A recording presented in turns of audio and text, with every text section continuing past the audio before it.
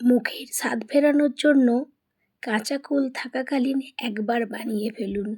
এইভাবে কুল মাখা। দেখুন এখানে দুরকম সর্ষে নিয়েছি, কালো আর যে সাদা সর্ষে বা হলুদ সর্ষে যেটাই বলেন না কেন, হলুদ সর্ষে, তার সঙ্গে একটা শুকনো লঙ্কা, পরিমাণ মতন কাঁচা লঙ্কা। আমি এখানে 4টে নিয়েছি, একটু ধনেপাতা কুচি নিয়েছি আর নিয়েছি লেবু। এটাকে পেস্ট বানাবো। সব কিছু নিলাম, 1 চামচ মতন চিনিও নিয়েছি। এটা পেস্ট বানিয়ে নেব। এবার এই কুলগুলোকে হামালদিস্তার মধ্যে হালকা করে থেতো করে নেব।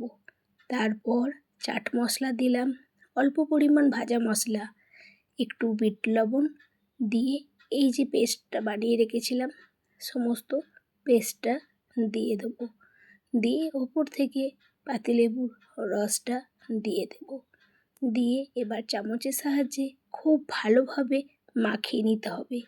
এই মাখানোটা যত ভালো খেতে হবে না, আপনার এটা মাখানোর কাজেই এটা খেতেটা বেশিই ভালো লাগে। তো আপনারা ভালোভাবে সময় নিয়ে মাখিয়ে নেবেন। এটা যদি মাখিয়ে নেওয়ার পর কমপক্ষে 10 মিনিট রেখে দেন, এটা একটা অন্যরকম খেতে লাগে। এটা তো আমার যখন আপনাদের সঙ্গে ভিডিওটা শেয়ার করতে এলাম তখনই তো একেবারে জিভ দিয়ে জল এসে গেল। কি আপনাদের খেতে ইচ্ছা করছে না? অসম্ভব খেতে